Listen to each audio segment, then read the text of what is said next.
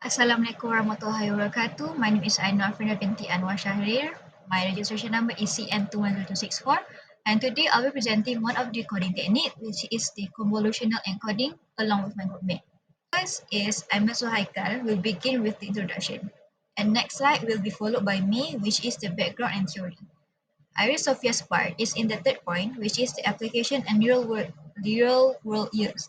Back to AIMAN ZULHAIKAL, who will outline the advantages and limitations. The next point is choosing aspect improvement analysis will be presented by AFIQ. Before Ahmad is wrap up the topics, he will present the potential and enhancement or innovation. Assalamualaikum warahmatullahi wabarakatuh. My name is AIMAN ZULKIFLIE. I will present introduction for this presentation. Convolution encoding is a basic and important approach that is essential for data transmission and error correction in a variety of communication systems. Convolution encoding function is to improve the dependability of data transmission over erratic and noisy channels. Convolutional codes are especially valuable in applications such as wireless networks, satellite communication, and deep space communication, where channel conditions can be extremely challenging and unexpected. For background, convolutional coding was invented in 1955 by Peter Elias. Convolutional codes were created with the goal of decoding with arbitrary quality despite incurring computational and temporal costs. While in 1967, Andrew Weatherby developed the Viterbi technique for decoding and low complexity convolutional codes with time invariant trellis-based decoders. Later, several trellis-based decoding methods such as the BCGR decoding methodology were developed. Claude Barreau devised recursive systematic convolutional codes in 1991. These codes enable interactive processing by understanding concentrating code such as turbo codes.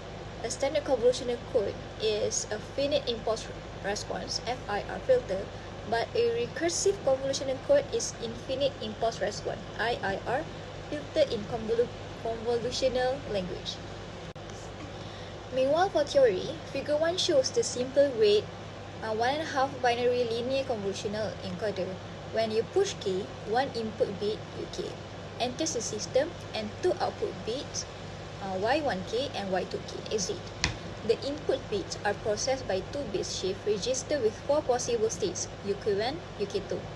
The output bits are produced by binary linearly combining the start bits and the input bit. C is set of possible output sequences in response to an input sequence U equal to UK1 plus 2. If U and U create and code sequences Y1 and Y2 and Y2 respectively, the code sequence formed by U plus U is Y1 plus Y2, Y1, Y2 plus Y. As with the linear block code, the minimum Hamming weight of each non-code word determines the Hamming distance difference between code and sequences. The examination indicates that the Hamming weight of the output sequence is 5. The output sequence is such as 0, 0, 1, 0, 0. And that is the unit weight of 5 sequence starting with the time K. Assalamualaikum. My name is SOFHIA. So for today, I will explain about application and real-world use of convolution encoding. There are 3 applications that we can discuss in this topic. The first one is wireless communication. In wireless communication, data is transmitted over the air to the radio wave. To encounter the various challenges such as multipath fading, signal attenuation, and interference. The example of wireless communication are mobile communication system. Mobile communication system include generation like 3G, 4G, and 5G that involve the transmission of vast amount of data wirelessly between mobile device and network-based station. This data transmission is susceptible to various forms of interference, noise, and channel distortion, which can introduce error in the received information. The second one is satellite communication. Convolution encoding is important in satellite communication for transmitted data over the long distance. It also reducing the noise and interference. Other than that, It used in digital video broadcasting to ensure the reliable data reception. Satellite communication also, implementation involves setting parameters like constraint length, coding rate, and combining modulation method like QPSK. And the last application of convolution encoding is digital storage. It imported error correction technique used in digital storage device, for example like CD, DVDs, and flash drive. It improved data dependability by adding variation during the encoding process, which adds in mistake correction when the data is read. This is especially significant in audio, CDs, and DVDs, where high fidelity sounds and video reproduction is required. In addition, convolution encoding contributes greatly to data storage quality, even in the setting of audio CDs and DVDs. The decoder, which frequently employ the Viterbit algorithm, works with convolution codes to precisely recreate the original information to ensure seamless playback and dependable access to store the contents. Now I will present the advantages and limitation for convolutional encoding. For the advantages, the first one is convolutional encoding has the ability to recognize and fix faults during data transfer. The second advantage is that it uses less bandwidth than conventional encoding. And the third is it requires less memory in hardware implementation. For the limitation of convolution encoding, the first one is that it requires longer constraint lengths. Next, soft decoding requires large amounts of computing power. And the third limitation is the symbol mistakes become very sensitive. Assalamualaikum warahmatullahi wabarakatuh. My name is LUQMAN bin Jamal, and today I'm going to present about the improvement analysis. So, how can convolution encoding improve these aspects? The first aspect is error correction. Convolutional codes add redundancy to the transmitted data by convolving the input data with a set of predefined convolutional code generators. This redundancy helps in error detection and correction at the receiver end. Next, the data transmission efficiency. These codes are often more bandwidth efficient than simple block codes. They can also achieve a higher code rate, which is the ratio of useful information bits to the total transmitted bits. Furthermore, in the aspect of security, the structure of convolutional codes allow for better rejection of interference, which can be useful in maintaining the security of the transmitted data.